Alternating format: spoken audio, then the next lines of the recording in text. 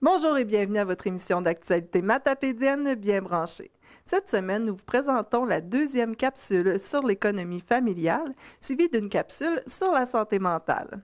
Les centres de formation aux adultes et les centres de formation professionnelle s'unissent pour leur gala Méritas. Les petits explorateurs reviennent le 6 avril à la captive.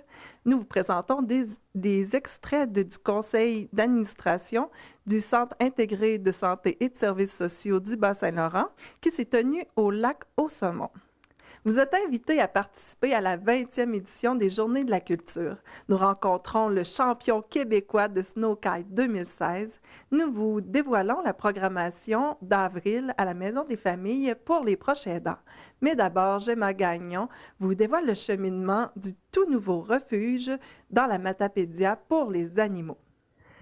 Gemma, cette fois-ci, on va parler du refuge pour animaux qui a vraiment cheminé là, depuis la dernière fois qu'on s'est parlé. Il y a même un logo qui a été créé. Est-ce que tu peux m'en parler un peu? Oui, alors Marie-Laurence Giroux de Causa Pascal, qui travaillait autrefois, avant à Québec, elle a décidé de partir à son compte à Causa Pascal et elle fait des travaux graphiques. Donc c'est elle qui est bénévole aussi dans notre groupe qui nous a offert ce logo. Et elle a, avec Claire Bellavance, qui est massothérapeute, sollicité des commerces, des professionnels de la région pour organiser un tirage de panier santé. On... Oui. De notre projet de refuge. Oui.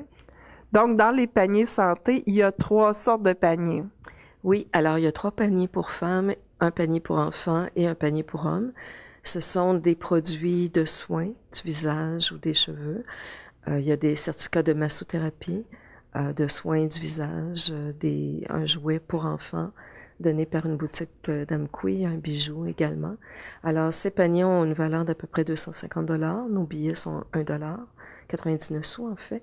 Et on a commencé à les vendre auprès des bénévoles du refuge, mais on va avoir également des kiosques les fins de semaine jusqu'au 1er mai, date où on arrête le tirage.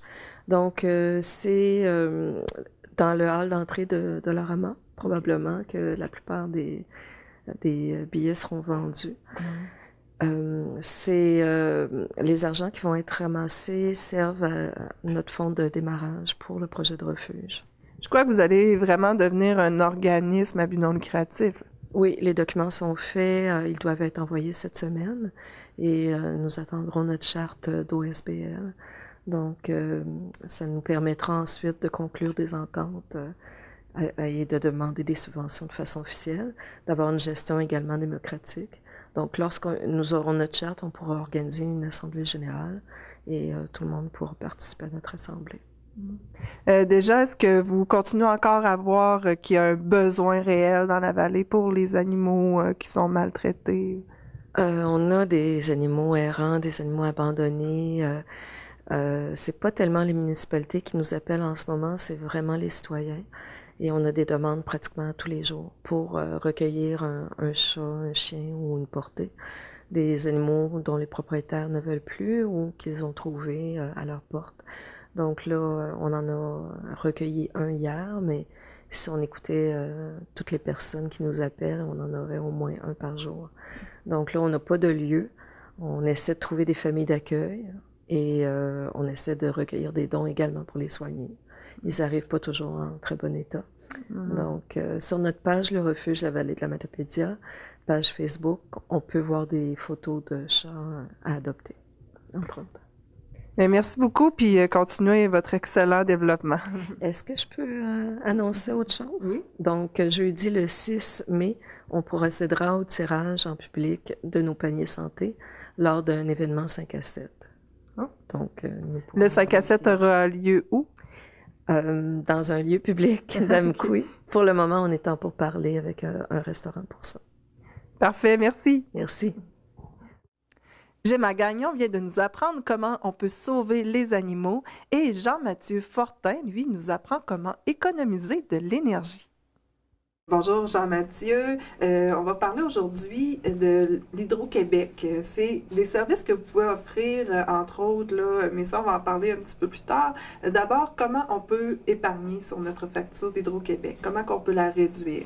Il y a plusieurs façons d'épargner sur une facture d'électricité. Tout d'abord, c'est de vérifier si on a maximisé les mesures d'économie de l'énergie dans notre maison. Donc, par exemple, c'est de faire une tournée des coupes-froids autour des portes pour vérifier s'ils sont encore en état. Parce que souvent, on peut voir, par exemple, un coupe-froid qui, avec le temps, s'est cassé, a décollé un peu. Donc, vraiment de s'assurer que ça, c'est tout en place, sont encore adéquats. Ensuite de ça, l'hiver, c'est de placer tout simplement des plastiques dans les fenêtres pour réduire les infiltrations d'air par les fenêtres. Ensuite de ça, d'autres astuces qui peuvent paraître un peu étranges, de nettoyer les plaques de chauffage. Donc, quand il y a une accumulation de poussière dans les appareils de chauffage électrique. Ça peut faire une différence? Oui, effectivement. L'accumulation de poussière va faire que notre système de chauffage va conduire moins bien la chaleur, donc va dégager moins bien la chaleur. Okay. Donc, des fois, juste des petits gestes comme ça peuvent faire la différence. Ensuite de ça, c'est de s'assurer de vérifier l'âge de nos appareils électroménagers. Si on regarde le frigidaire, le poêle, laveuse sécheuse, c'est des choses qui peuvent coûter cher si on a des vieux modèles qui ne sont pas, par exemple, Énergie Star ou des choses comme ça. Il y a le programme également d'éconologie qui existe. Qui est dispensé pour la région, c'est dispensé par l'organisme Vivre en Ville à Québec, qui lui offre des consultations gratuites, viennent à domicile, font une tournée, vérifient si on a des thermostats électriques, des choses comme ça. C'est gratuit? Oui, c'est gratuit. Ils peuvent nous donner, par exemple, des matériaux pour améliorer notre efficacité énergétique. C'est sûr qu'ils vont nous donner également des recommandations ces recommandations-là vont éventuellement coûter des sous, mais la consultation en tant que telle est gratuite. Bien, si ça peut nous aider à épargner au bout du compte, oui. ça vaut le coup. Et c'est de vérifier aussi les appareils de chauffage, même si on chauffe au bois, avec un chauffage d'appoint à l'électricité, ben, si on nettoie bien les appareils de chauffage, la ventilation, ces choses comme ça, ça peut avoir vraiment un impact significatif sur la facture d'électricité, parce qu'il ne faut pas oublier que plus de 50% de la facture d'électricité est reliée au chauffage. Et puis, est-ce qu'il y a moyen d'aller retrouver ça, toutes ces recommandations-là, quelque part sur un site Internet ou d'Hydro-Québec? Oui, donc sur Hydro-Québec, il y a une série de recommandations en termes d'efficacité énergétique. L'organisme Vivre en Ville aussi fait des recommandations. On peut venir voir sur notre site Internet ou contacter tout simplement notre intervenante en matière de budget de consommation à nos bureaux qui peut donner un supplément d'informations à ce niveau-là. Et si on a des gros problèmes, à un moment donné, il faut prendre des arrangements avec Hydro-Québec. Comment ça se passe, ça, là? C'est quoi ça? Tout d'abord, pour mieux absorber la facture d'électricité, il y a ce qu'on appelle le mode de versement égaux, qui est un service qui est offert par Hydro-Québec pour répartir la facture avec des montants égaux chaque mois. Donc déjà, ça peut avoir une différence parce que si on paie notre facture, par exemple, aux 2 mois, bien, la facture l'hiver peut être assez salée, tandis qu'elle va être plus réduite l'été. Tandis qu'avec des modes de versement égaux, c'est plus facile de planifier nos paiements. Par contre, si on cumule un retard dans nos versements Hydro-Québec, c'est de prendre les devants et de contacter Hydro-Québec directement pour essayer de prendre une entente de paiement. Les agents Hydro-Québec vont essayer de répartir notre facture, notre retard sur les prochaines factures. Et c'est sûr et certain que si on a cumulé beaucoup de retard et qu'on n'ose pas appeler Hydro-Québec, continuer à faire toujours un paiement en attendant de trouver une solution. Donnez ce que vous pouvez donner, contactez-nous et à ce moment-là, on peut regarder avec vous qu'est-ce qui est possible de faire avec votre budget. C'est certain qu'ils ne couperont pas entre... non, c'est ça. Entre le 1er décembre et le 1er avril, il n'y a pas de coupure. Donc, ça, c'est la loi qui exige à ce que Hydro-Québec maintienne le service pendant cette période-là. Pour pas que les gens meurent de froid, tout simplement. Avec l'hiver qu'on a, avec les hivers qu'on a. Ça pourrait être très dangereux pour les ménages. Mais par contre, à partir du 1er avril, là, il y a possibilité de coupure. Donc, à ce moment-là, c'est de contacter Hydro-Québec, de prendre arrangement. Si vous êtes un ménage à faible revenu, n'hésitez pas à le spécifier parce qu'il y a des ententes particulières qui peuvent être prises. Et si vous n'arrivez toujours pas à booker, contactez nos intervenants à l'ACEF. On a une ligne réservée députés et ACEF, via lesquels on peut prendre des ententes spécifiques, accompagner les gens dans des ententes plus pointues. Là. Mhm. Donc, on va rappeler vos coordonnées pour pouvoir vous joindre. Oui, donc on peut nous contacter au 418-562-7645 ou au numéro sans frais le 1-866-566-7645 ou sinon nous contacter via notre site internet le www.acfpeninsule.ca dans la section Nous joindre. Merci beaucoup. Ça fait plaisir. Afin de répondre aux besoins des gens de la vallée de la Matapédia, nous vous présentons le complexe funéraire de la vallée. C'est sans pression, selon vos choix, combiné à notre savoir-faire et notre profond respect, que nous vous garantissons la qualité de nos services. Nous sommes toujours disponibles, nous sommes uniques et nous vous accompagnerons en toute discrétion. Pour plus d'informations, 631-1499. Maintenant, nous vous invitons à prendre une pause. Pourquoi? Simplement pour le plaisir. Marie-Pierre, aujourd'hui, on va discuter de prendre une pause pour le plaisir. Oui, effectivement.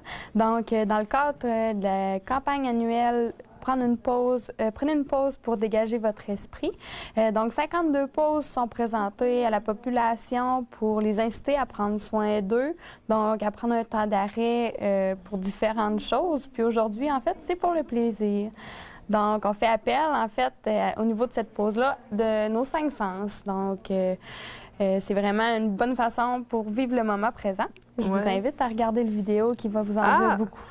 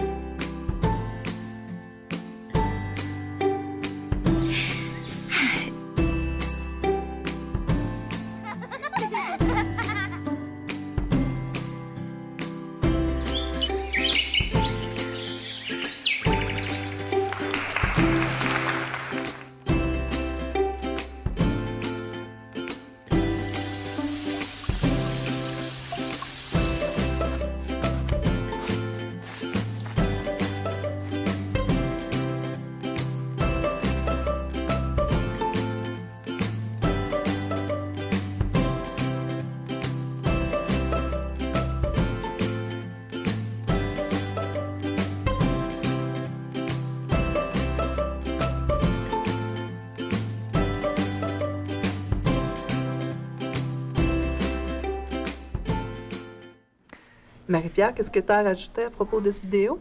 Bien, en fait, j'espère seulement que ça vous a donné de bonnes idées pour mettre en pratique des petites pauses pour le plaisir à l'aide de vos 5 sens, que ce soit de goûter des nouveaux aliments ou de prendre la peine de sentir le vent souffler sur votre visage. Donc, c'est vraiment des moments riches qui peuvent nous faire vraiment du bien, autant physiquement qu'à notre santé mentale. Et pour avoir plus d'informations, est-ce qu'on peut te contacter? Oui, effectivement. Donc, au 418-723-6416, poste 105 ou à l'adresse email juste au bas de l'écran. Puis, sinon, je vous invite à venir visiter notre Facebook, donc Facebook SMQ-BSL. Puis, il y a toujours plein de belles publications, en fait, au niveau de la santé mentale, encore des trucs pour outiller les gens. Donc, n'hésitez pas à venir le visiter. Une bonne suggestion. Merci. Merci. Une autre bonne raison de prendre une pause, c'est pour aussi féliciter ceux qui le méritent, comme lors d'un gala Méritas. Monsieur Bédard, c'est la première année qu'il va y avoir un gala Méritas qui regroupe le Centre de formation professionnelle et le Centre d'éducation aux adultes. Oui. Puis, comment vous avez décidé, pourquoi vous avez décidé de faire ça cette année? OK. On avait 2 objectifs derrière la tête. OK. On s'est dit que, premièrement, la clientèle qu'on reçoit dans les centres de formation professionnelle, elle est souvent d'une provenance de l'éducation aux adultes. Donc, on voulait créer une espèce de pont entre les 2 activités. Puis on s'est dit qu'une des belles façons d'attirer un regard de cette future clientèle-là sur qu'est-ce qui se passe dans les centres, ce serait de voir la même activité Méritas, puis ils pourraient avoir plus d'informations sur les programmes, puis voir ceux qui se démarquent dans les programmes. Puis on pensait que ça allait créer un engouement au niveau des futurs candidats possibles. Deuxièmement, on s'est dit qu'avec 3, pas nécessairement petits événements, on avait des événements de taille moyenne, admettons, avec une centaine d'élèves, ou au Centre d'éducation des adultes, 200 élèves qui étaient impliqués à peu près dans l'événement Méritas. Mais on s'est dit qu'on aurait un vent nouveau, une attraction médiatique et populaire nouvelle, avec une activité qui va être plus grandiose, qui va contenir l'ensemble de la population étudiante, des adultes du secteur Vallée. Et puis, c'est quoi les thèmes du gala? Qui va être mérité? Qui va se mériter des prix là-dedans? OK. Alors, l'ensemble des élèves qui sont méritants dans chacun des centres, OK, comme par exemple, on a décidé de maintenir exactement les mêmes bourses qu'on avait dans chacun des centres. Donc, si on avait excellence, on pouvait retrouver l'excellence du dossier académique, admettons qu'on l'appelait l'élève méritant au Centre d'éducation des adultes pour le mérite de son dossier scolaire, et admettons que je l'appelais l'élève par excellence du Centre de formation professionnelle Amqui. On a dit qu'on pouvait regrouper cette thématique-là sous un thème excellence du dossier scolaire. OK? Donc, dans chacun des centres, on va garder les mêmes critères pour la sélection des élèves, mais on va regrouper les bourses dans différentes thématiques. Et les 3 thématiques sont l'assiduité, qui va être soulignée parce que c'est quand même quelque chose, l'assiduité dans notre monde. C'est la base. C'est la base. On veut préparer les élèves pour l'assiduité au marché du travail. Ensuite de ça, il va y avoir l'excellence du dossier académique, bien évidemment. Puis il va y avoir la persévérance scolaire. Parce que là, on veut souligner aussi, à travers de tout ça, les efforts individuels ou collectifs de certains élèves pour qui c'est pas facile de devoir aller aux études et de composer avec un paquet de facteurs comme par exemple famille, combinaison, travail, études, etc. Et on veut souligner cet aspect-là de nos élèves. Ça fait combien d'élèves en tout? En tout. Donc, si on prend Centre de foresterie, cause apicale Desjely, parce qu'il ne faut pas oublier qu'on a une antenne de service à Desjely. Donc ça fait à peu près une centaine d'élèves qui sont éligibles à recevoir des bourses. Ensuite de ça, on prend le CFP d'Amqui qui a aussi une centaine d'élèves. Donc, dans nos programmes qu'on a ici à Amqui. Et du côté de l'éducation aux adultes, eux, bon an, mal an, peut passer entre 300 et 100 élèves par année, dépendamment à bon an, mal an. Là, mais présentement, en présence directe dans le centre, il y a peut-être toujours au moins 150 personnes qui sont dans le centre. Là. Donc, ça fait quand même une bonne éligibilité de bourse. Et bien évidemment, mettons tout ce monde-là ensemble dans la même salle, ça nous prenait une assez grande salle. Donc, le choix de la salle Jean Cossette s'est fait automatiquement. Puis justement, ben, ça va avoir lieu quand, tout ça? On parle du 28 avril, 13h. Le comité organisateur s'est penché à savoir si on faisait un événement en jour ou en soir. Finalement, on a opté pour le jour. On avait des avantages, des inconvénients dans les 2 cas. On s'est fait dire par certains dignitaires que c'était plus facile le jour et d'autres nous disaient mieux le soir. Donc, on avait vraiment des décisions à prendre. On a décidé d'opter pour le jour, surtout en raison du fait qu'il y a beaucoup d'élèves du Centre d'éducation aux adultes qui utilisent le transport scolaire pour retourner chez eux à la fin de la journée. Donc, on ne voulait pas perdre les élèves du Centre d'éducation aux adultes qui auraient peut-être risqué d'être moins présents au gala. Peut-être que vous avez perdu parents et amis de ces élèves-là, mais au moins les élèves, c'est eux qui comptent le plus de toute façon. C'est les élèves qu'on va récompenser, puis c'est ce qu'on vise à faire. Puis je crois qu'à ce niveau-là, on peut dire que présentement, on est en pleine campagne de souscription au niveau des donataires aussi pour ramasser des sous là, pour créer des bourses pour donner lors de cette activité-là. Puis on est extraordinairement surpris de la réponse positive qu'on reçoit du milieu. Excellent. Puis, s'il y en a qui veulent justement contribuer à ça, est-ce qu'ils peuvent vous contacter directement? On prend tout? Non. Sérieusement, on a, dans les différentes demandes de commandites qu'on a envoyées, on avait donné les coordonnées de Mme Stéphanie Bastien. Il faudrait tout simplement que je fasse une petite recherche là, OK, il va apparaître dans le bas de l'écran. Oui, c'est ça. Vous allez pouvoir diffuser ça. Parfait. Mais merci beaucoup, puis un excellent gala. Merci. Une autre soirée à ne pas manquer, c'est celle des petits explorateurs au 2e étage de la Captive à 19h30 le 6 avril prochain. Le 6 avril prochain, que nous réserve la soirée des petits explorateurs? En fait, je suis bien contente là, que Mme Len Xingshang soit des nôtres durant cette soirée-là. Len Xing est une Chinoise qui est venue s'établir à Amqui là, depuis déjà plusieurs années et qui travaille au CLD de la Matapédia. Donc, elle va tout nous parler un peu de comment qu'elle est arrivée à Amqui, donc de la Chine à Amqui, c'est le titre de cette soirée. Puis tout le fait qu'elle a réussi à s'intégrer au mode de vie ici, puis que son conjoint travaille ici aussi. Elle a des enfants maintenant qui sont natifs du Québec. Donc, tout ça, là, elle va pouvoir nous présenter ça. Puis peut-être qu'on risque d'avoir une de ses amies là, qui provient de la Chine ou son grand garçon, là, je crois âgé entre 6 et 8 ans, qui sera là durant la présentation là, pour un peu faire la différence là, entre être né en Chine et être né ici, mais d'avoir les mêmes racines. Que ce soit en Chine, ici ou ailleurs, les soins de santé sont indispensables à toute société. Une réorganisation majeure a eu lieu dans notre système de santé québécois et nous avons eu la chance pour une première fois d'assister à l'un des conseils d'administration du Centre intégré de santé et de services sociaux du Bas-Saint-Laurent. Bonjour tout le monde. Il est 1h30, on va débuter. Mon nom est Hugues Saint-Pierre, président du conseil d'administration du CIS du Bas-Saint-Laurent. Étant donné qu'on a un agenda assez chargé, on va débuter immédiatement. Avant de faire l'adoption de l'ordre du jour, je voudrais juste vous rappeler qu'à la période de questions qui va avoir lieu après l'adoption des procès-verbaux et le suivi à ces procès-verbaux-là, dans la période de questions, on prévoit une période de 30 minutes. Et compte tenu qu'il y a passablement de monde dans la salle, on demande à chaque intervenant de poser une question à la fois. Cette personne-là peut revenir par la suite, mais on veut donner la chance à tout le monde de pouvoir poser des questions. Donc, on va procéder une question à la fois pour, normalement, un maximum de 3 questions par personne. Je suis le porte-parole d'un comité de citoyens Vigie Santé de la Matapédia. J'aimerais, avant de poser ma question, faire ça rapidement pour vous dire le pourquoi de l'avènement d'un comité de citoyens. Je pense que c'est quand même important pour vous de voir un peu notre positionnement. D'un, c'est pas de confrontation, au contraire, c'est d'essayer d'être évolutif avec chez vous, le comité du CIS, votre CA.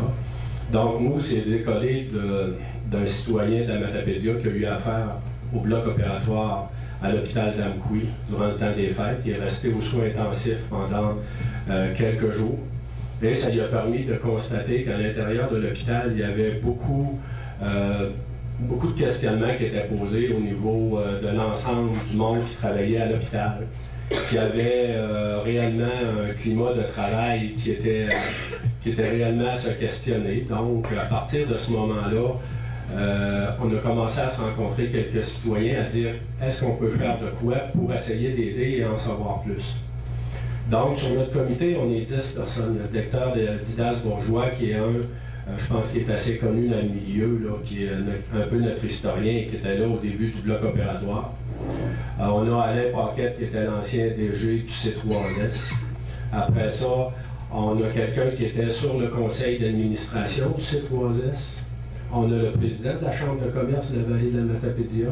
On a une représentante de la table des jeunes, une représentante de la maison des familles, une représentante des médecins de la Matapédia. Donc, c'est pour vous démontrer un peu, on voit un peu toutes sortes de comités de citoyens. Le nôtre, c'était d'aller chercher les bonnes questions et de savoir qu'est-ce qu'il y en a. Le questionnement a débuté un peu à un moment donné par un article dans l'avant-poste gaspésien le 16 décembre par votre directrice générale, Mme Malo, qui nous disait qu'à court terme, la question du bloc opératoire ne se posait pas. Donc, le monde se disait, à court terme, mais à moyen terme, c'est quoi? Donc, je pense que le questionnement a commencé à ce niveau-là. Et après ça, quelques jours plus tard, le ministre Barrette a dit, écoutez, un bloc opératoire à l'hôpital d'Amqui, avec la grosseur de la population de la région, il en est hors de question de fermer ça. Donc, nous, qu'est-ce qu'on aimerait savoir, c'est quel est le positionnement aujourd'hui, au mois de mars, face à cette question-là, qui est peut-être le début de tous les questionnements, en fin de compte.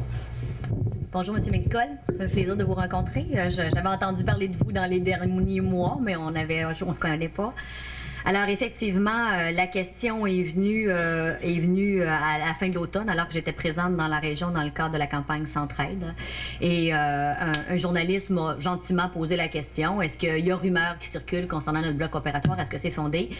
Puis j'ai répondu spontanément, ben écoutez, il n'y a pas question de ça à court terme. Ma question, le mot court terme ne se voulait pas réductif de la position du CIS.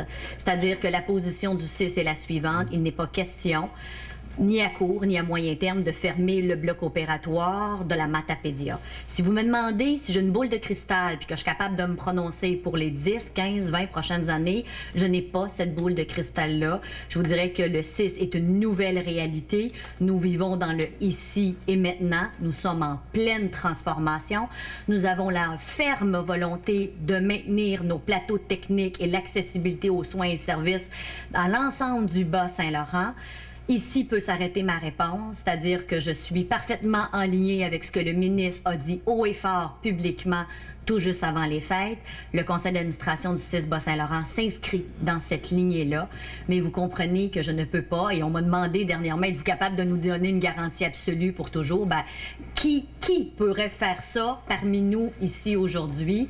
On vit dans un contexte complexe, on est en plein changement, les orientations du gouvernement arrivent à grande vitesse, on doit transformer notre réseau de la santé, et pas juste au niveau des structures, au niveau des modes de pratique, au niveau des modalités d'accès, de prise en charge, de fluidité dans les continuums de services, on y travaille très très fort, mais il n'est pas question de fermer le bloc opératoire dans la Matapédia. Est-ce que ça répond à votre question, M. McNicol? Merci. Bonjour, Mme Marleau, ainsi que tous les administrateurs. Bonjour. Bonjour, Bonjour, M. le maire. Bonjour, Mme Marleau. Je voulais faire un témoignage, pas vous adresser de questions, puisqu'il y a déjà des gens suffisamment ici qui ont des questions à vous poser. Mais un commentaire sur le plan du fait que je suis reconnu pour être le maire d'Amqui depuis déjà quelques années et d'agir comme un leader politique. Je sais que votre instance, ce n'est pas une instance politique. Vous êtes devenu le CISS sur une volonté qui est au-dessus de vos têtes et des nôtres, qui nous fait plonger dans plusieurs changements qui amènent, bien entendu, le changement provoque des inquiétudes. Le changement n'est pas nécessairement malsain, mais en même temps, il faut s'assurer que le changement aille dans des directions qui fait qu'on n'est pas... on ne se fait pas, comment dire, déplumer pour emplumer Montréal, le Québec ou les autres. En tout cas, politiquement, moi, je veux dire que je suis j'essaie d'être en longueur d'onde, en phase avec les gens que je représente ici dans Matapédia et particulièrement à Amqui, et aussi être le plus près possible d'une action concertée qui vient se marier dans vos efforts pour faire en sorte que votre organisation ait le soutien, l'appui, la démarche, la volonté politique locale, mais locale dans un sens d'obtenir ce qu'on souhaite avoir et ne pas perdre. Alors, là-dessus, il faut être proactif. M. McNicol l'a mentionné tantôt, puis je pense que c'est la volonté du comité que je côtoie, avec qui on m'entretient sur certaines choses. Alors, je veux que vous soyez assurés qu'en la personne du maire d'Amqui, vous n'avez pas un trouble de fête. Vous avez quelqu'un qui va se battre énergiquement avec la volonté collective de l'ensemble de votre CA et des gens ici aujourd'hui qui ont des préoccupations puis qui doivent nous amener vers une meilleure organisation santé, puis une meilleure utilisation de nos effectifs, puis un renforcement de ce qu'on a, parce que si les Canadiens, les Québécois vont, je ne sais pas moi, aux Indes, au Mexique, à différents endroits pour faire subir des chirurgies, subir des choses, ben moi je pense que avec le centre de santé d'Amqui, qui a eu de nombreuses reconnaissances, qui a un temps d'attente très court, qui a les citoyens et citoyennes matapédiens sont très très heureux du service qui est donné là. Ben, je pense qu'on a quelque chose en main, on a une unité ici dans Matapédia qui peut gagner à amener des gens, recevoir les services ici, faire en sorte que toute l'équipe puisse avoir l'assurance d'un avenir meilleur, puis que ça contribue à notre développement socio-économique matapédien. Je vous remercie. Je pense que je dois m'avoir fait compris, je pense. J'espère. Vous et moi, on a déjà eu l'occasion d'échanger ensemble à quelques reprises. On s'est rencontrés d'ailleurs au mois de janvier avec Mme Lavoie. M. Côté était avec moi. Je veux vous assurer que je suis là pour, comme vous, pour défendre les intérêts de la communauté bas-laurentienne à mon niveau, à moi, incluant la communauté matapédienne. Et ma porte et mon téléphone et mon courriel sont toujours à votre disposition si vous souhaitez communiquer avec moi, comme nous, on a toujours eu l'habitude de le faire. On l'apprécie et on sait que vous êtes la bonne personne à la bonne place. Tant qu'à moi. Merci beaucoup. Oui, bonjour, c'est pour un commentaire. Moi, je suis Annie Marquis, je travaille à Amqui. Je suis présente ici avec plusieurs de mes collègues. C'est juste que moi, je comprends que vous n'avez pas de boule de cristal pour dire à long terme pour le département de chirurgie, parce que le point de départ du questionnement, ça a été ça. Sauf que je me dis, si un jour ce questionnement-là vient à se poser, j'ose espérer que vous allez tenir compte de la sécurité de notre population. Parce que c'est bien beau le département de chirurgie, mais ça en découle l'obstétrique ici. OK? Pas d'obstétrique, ben, pas d'anesthésie non plus. Pas d'anesthésie. Qu'est-ce qui arrive avec les inhalothérapeutes? Nous autres, si on est des généralistes, on fait de tout. Quand on transfère à Rimouski, c'est parce qu'on n'est plus capable. On a fait des appels, on a essayé de régler tout ce qu'on pouvait sur place, mais quand on est obligé de transférer, c'est parce qu'on n'a plus les ressources sur place. Donc, j'imagine un polytrauma qui arrive de Boutéville, qui arrive à Amqui, à Arrate, pété, il faut le transférer à Rimouski, bien, on va le coder dans l'ambulance. Puis, c'est qui va être dans l'ambulance pour aller, c'est nous autres. Mais une réanimation d'une ambulance, ça va pas bien. Sauf que moi, je suis inquiète de la sécurité de notre population. Parce que si un jour ça devenait à se poser qu'il n'y ait plus de service de chirurgie, donc plus d'obstétrique, il faut transférer nos bébés qui sont en train de naître, on a besoin d'une césarienne d'urgence, ben, on va-tu réaugmenter nos taux de morbidité aussi, il faut penser à ça, parce que ça augmente les frais à la population puis au service de santé. Parce que là, il ne faut pas retourner dans l'arrière puis se ramasser avec des paralysies cérébrales ou des patients qui ont fait de l'hypoxie ou de l'anoxie cérébrale parce qu'ils n'ont pas été opérés en temps pour un choc hypovolémique. Puis nous autres, quand on est aux soins intensifs, on est des généralistes, mais c'est les inhalothérapeutes qui nous aident à gérer les respirateurs. Parce qu'on n'a pas, les anesthésistes ne viennent pas nécessairement nous aider. Donc, si on n'a pas de chirurgie, pas d'anesthésiste, les inhalothérapeutes, ils vont fuir l'hôpital d'Amqui. C'est tout ça qu'il faut penser. Fait que je sais que là, vous nous dites qu'à court et à moyen terme, la situation ne se présente pas, mais j'ose espérer qu'un jour, si ça se présente, vous allez penser à la sécurité de notre population et aux futurs enfants qui vont naître aussi. C'est juste ça que je veux faire comme commentaire. Message bien reçu, Dr. Marquis. Je me permets de vous dire que vous pouvez être assuré que ça fait partie de nos préoccupations continues, la sécurité des soins. Et d'ailleurs, je pense que la principale raison pour laquelle, malgré la faible densité de population, malgré les faibles volumes, ces décisions-là, il est impensable pour nous qu'elles puissent être autres que ce que les décisions qu'on prend aujourd'hui. C'est justement pour assurer l'accessibilité et la sécurité de la population. Parce que tout le monde travaille fort à l'hôpital. Vous voyez ça, vous serez impressionné du travail qu'on fait. Je le sais, docteur. J'y vais quand même assez régulièrement. Oui. Merci. Donc, je reviens. Apparemment, selon nos informations, le CIS Bas-Saint-Laurent a recommandé à une firme comptable un rapport sur les blocs opératoires d'Amqui et de Matane. Est-ce que c'est vrai? Si oui, si vous avez le rapport, est-ce qu'il va être rendu public à un moment donné? Alors, il n'y a pas eu de commande de fait sur les blocs opératoires de la Matapédia et de la Matanie. La demande qui a été faite à Raymond Chabot Grant Thornton, c'est une demande pour l'analyse de pertinence et le plan clinique pour le bloc opératoire de Rimouski. Parce que, vous vous rappellerez peut-être que vous n'êtes pas au courant, il n'y a pas de faute, à l'automne 2013, le gouvernement a annoncé un investissement éventuellement majeur à l'hôpital régional de Rimouski, où on y effectue plus de 7 000 activités chirurgicales par année, et on doit revoir le plan clinique immobilier complet de l'hôpital régional de Rimouski. Dans le cadre de cette étude-là, où le mandat était très clair, c'était revoir le plan clinique pour faire un plan fonctionnel et technique pour avoir éventuellement des crédits pour refaire le bloc opératoire et la psychiatrie. La demande qui a été faite à Raymond Chabot Grant Thornton, c'est de regarder le fonctionnement des blocs opératoires, évidemment, dans l'est du Bas-Saint-Laurent. Parce que nos blocs opératoires dans l'est, ils sont intimement imbriqués vous le reconnaîtrez. Rimouski, Matane, Matapédia, et une partie de l'analyse incluait la volumétrie, je vous dirais, et pas l'analyse du fonctionnement puis de la pertinence, pas du tout, mais la volumétrie de Matane et de Matapédia. Alors, l'information que je peux vous donner de façon très, très sûre, c'est qu'il s'effectue à peu près, ici dans la Matapédia, plus ou moins 350 activités chirurgicales par année. Quand on parle, puis là, je donne des chiffrons, là. Quand on parle de la Matanie, on parle d'à peu près 750. Quand on parle de Rimouski, on est à 7500 quelques.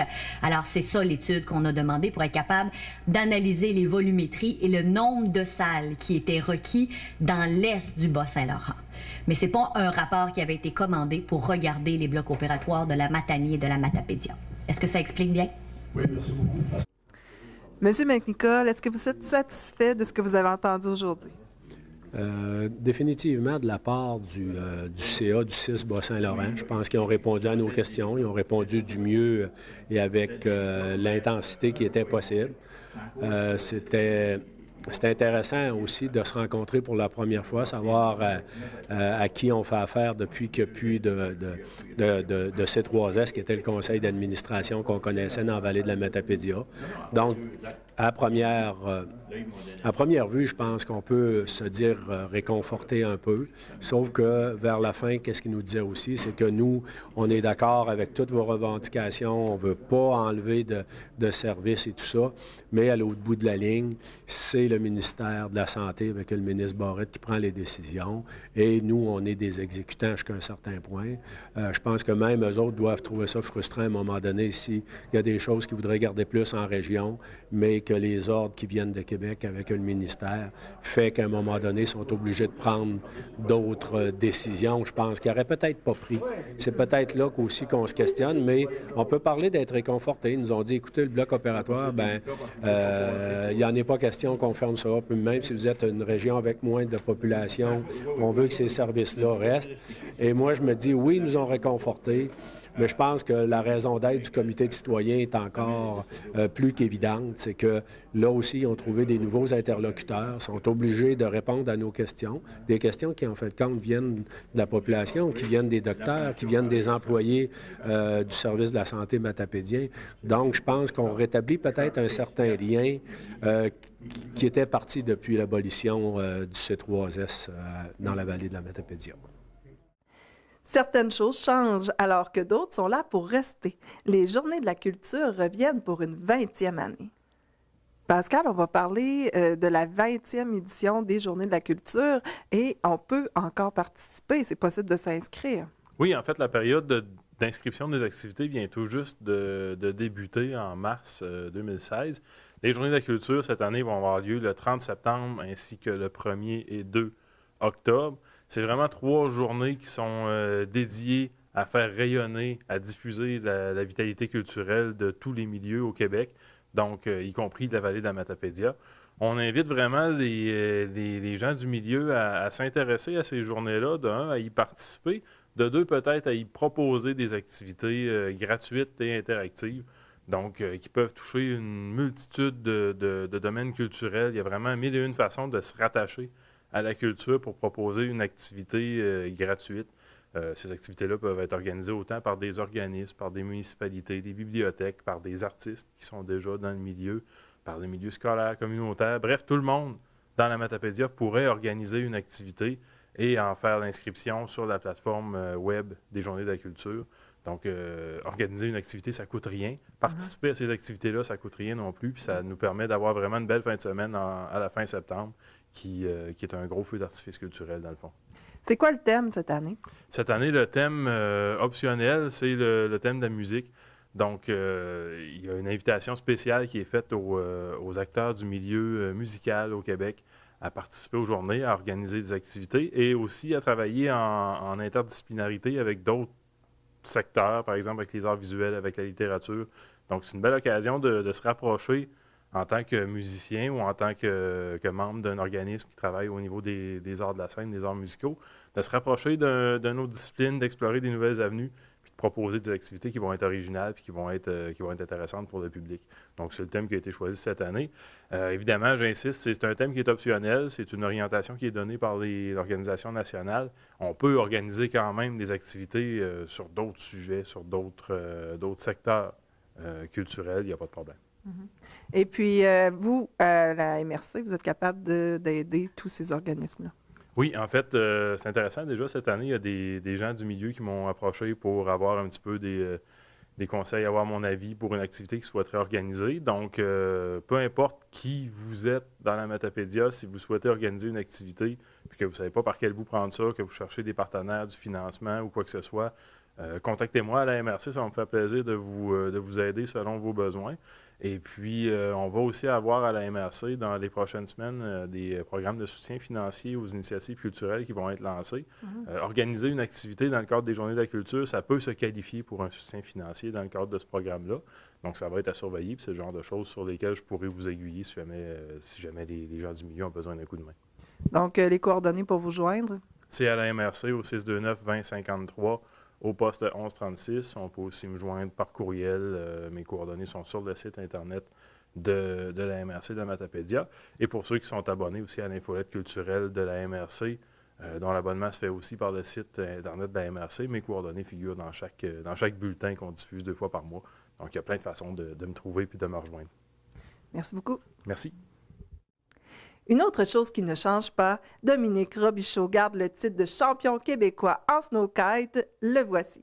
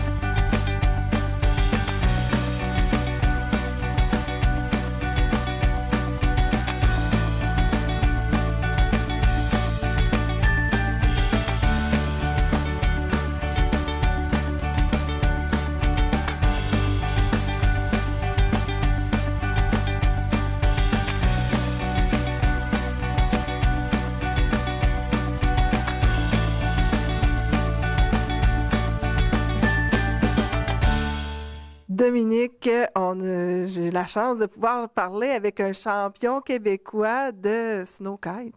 C'est pas facile, c'est quand même 3 étapes là, qui ont été quand même assez ardues cette année. Oui, ça varie selon les années, mais cette année, effectivement, il y avait trois étapes de la Coupe du Québec. À la baie au Saguenay, au lac Mégantic, et c'est la finale dans Charlevoix il y a 2 semaines. Puis, effectivement, ça reste des compétitions, c'est une course, donc c'est pas toujours facile, ça prend de l'entraînement.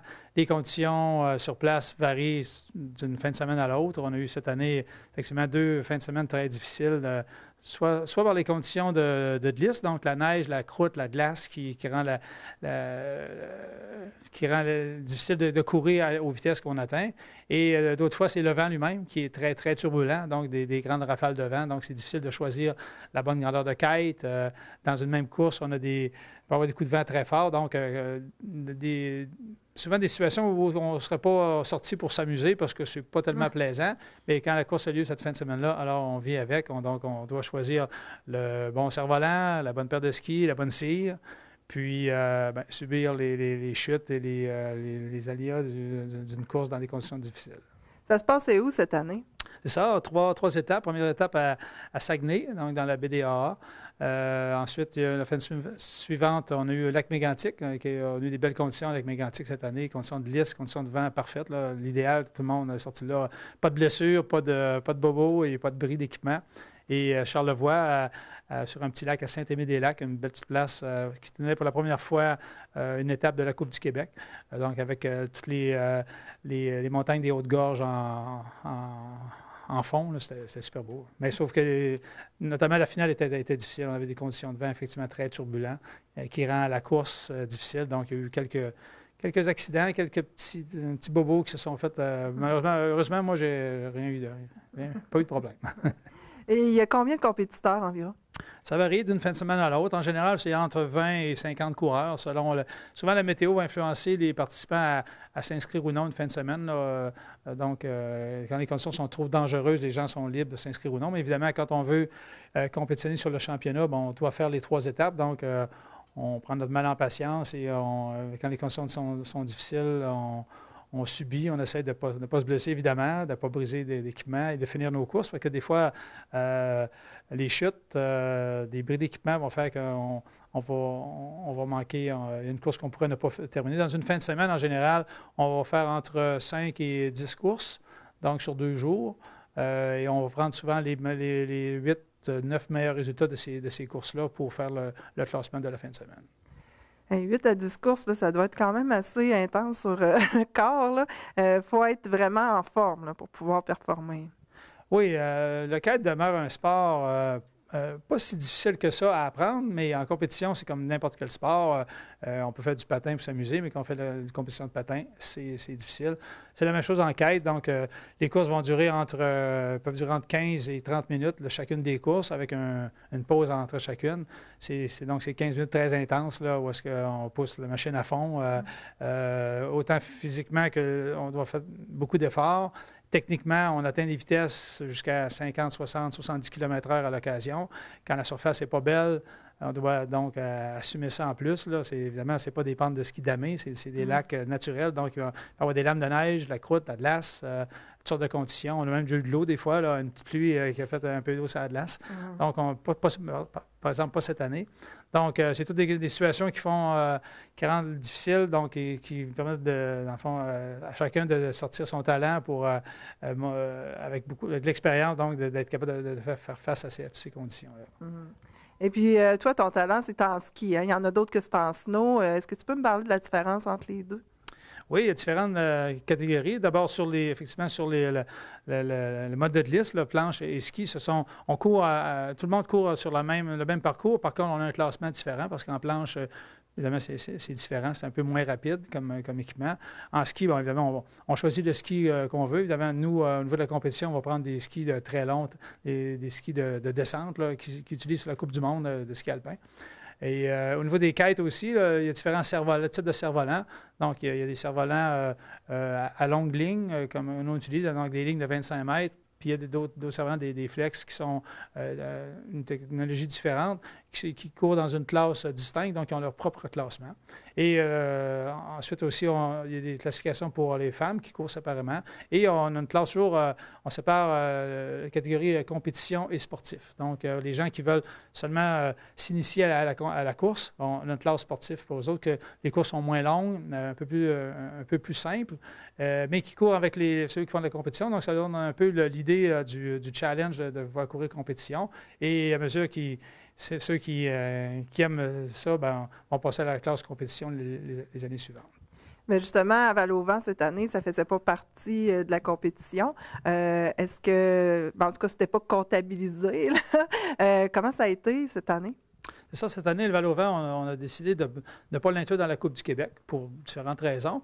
Et ça a été très bien. On a eu quand même une vingtaine de participants, beaucoup de visiteurs. C'était un peu l'objectif du Val-au-Vent cette année, de faire un peu de la démonstration de ce que peut être le kite, donc faire un peu la démonstration et de l'initiation aussi. Donc, on a eu beaucoup de visiteurs, des gens qui sont venus voir. On tenait différentes activités, différentes petites compétitions de quêtes différentes de ce qu'on fait normalement, où on prend un grand terrain de jeu, donc quelques kilomètres sur le lac. Là, c'était concentré tout près de la marina.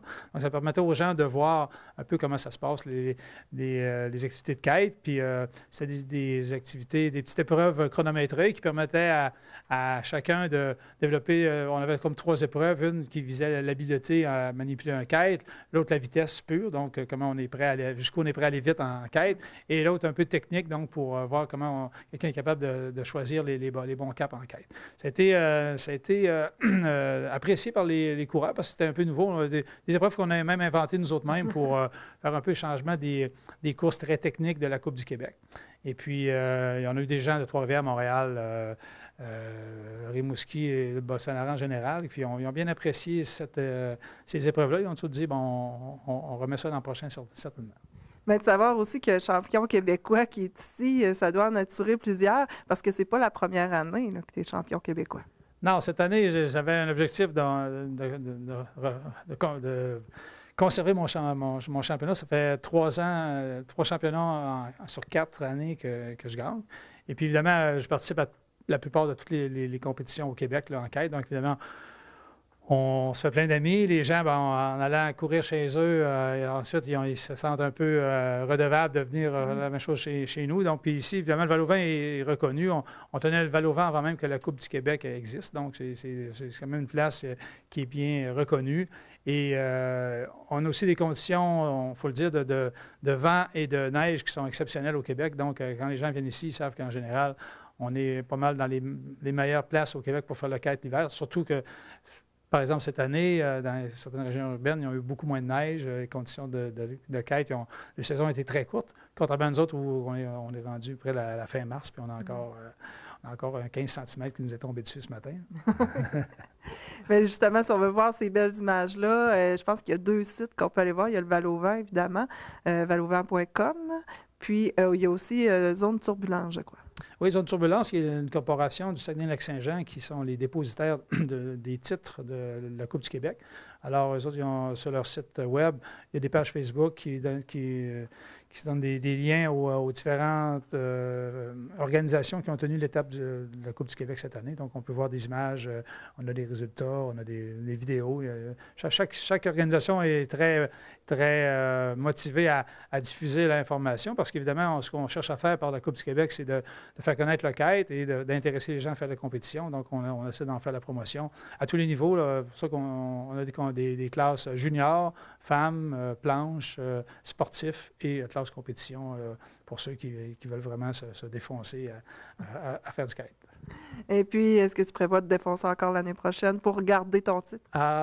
C'est en réflexion, là, parce que à mesure que les années s'écoulent, ça fait de plus en plus mal à chaque fois. Là.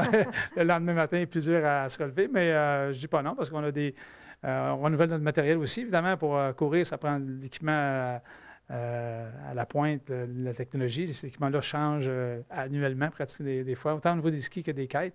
Donc, une question d'investissement aussi pour avoir ces équipements-là, mais c'est sûr, je ne ferme pas la porte à une autre compétition l'an prochain. Toutes mes félicitations encore une fois, et je pense que c'est au nom de tous les matapédiens qu'on est très fiers de toi. Merci beaucoup. Avis à tous les proches aidants, voici la programmation pour le mois d'avril à la Maison des familles. Gemma va parler de la programmation avec la Maison des familles pour les proches aidants. Il va y avoir une conférence sur le deuil prochainement. Oui, avec Pierre-Paul Roy. C'est un spécialiste des questions reliées au deuil. Il a fait de l'accompagnement en soins palliatifs pendant plusieurs années. Il a créé un organisme aussi à Rimouski qui était Deuil Soutien. Maintenant, Pierre-Paul Roy anime des sessions un peu partout dans la région et il va donner une conférence sur les deuils au quotidien pour les proches aidants. Donc, le deuil d'une personne aimée, mais également le deuil de la santé, ce qu'on appelle les deuils blancs.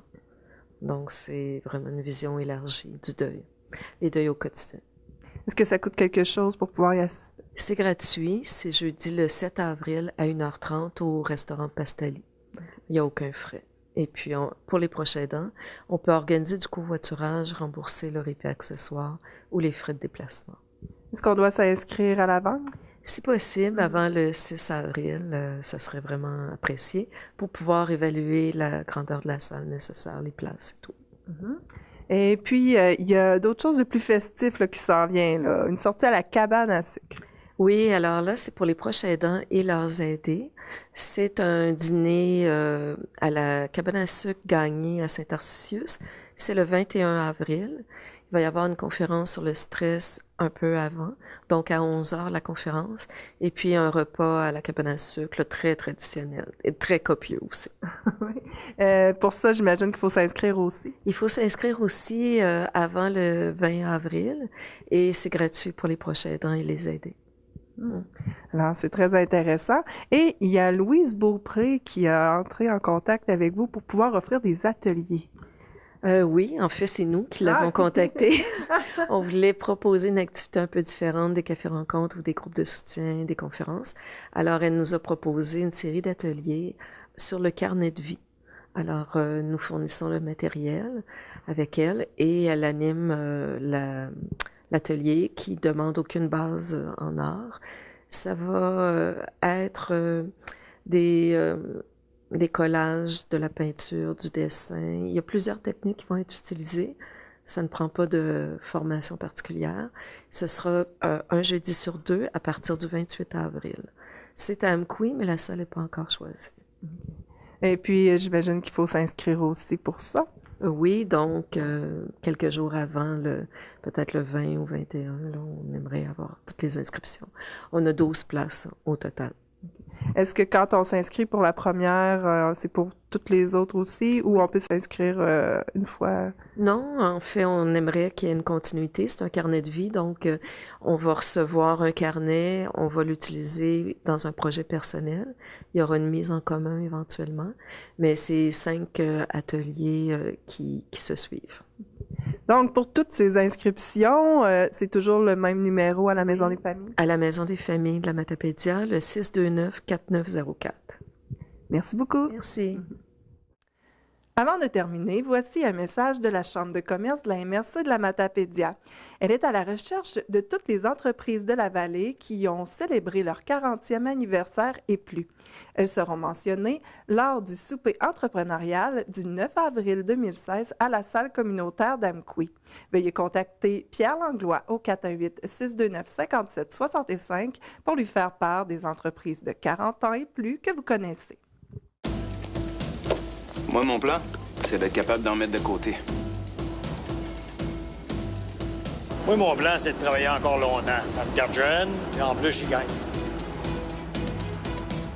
Moi, mon plan, c'est d'en faire un peu plus pour aider ma famille.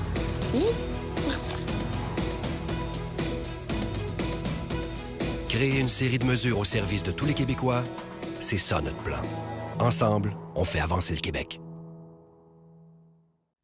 C'est ce qui complète l'émission pour cette semaine. Pour promouvoir une nouvelle ou un événement, contactez-moi au 418-629-4503 ou par courriel à l'adresse journaliste@tvcmatapedia.com. Vous pouvez également interagir avec nous en nous trouvant sur Facebook. Vous pouvez aussi regarder toutes nos émissions sauvegardées sur notre site web à tvcmatapedia.com. Sur ce, je vous souhaite une excellente semaine et la meilleure chance au Télébingo ce dimanche à 12h30. Informatique Bar-Est assure l'entretien du parc informatique de votre TVC. Informatique Bar-Est offre un service informatique résidentiel, commercial et industriel.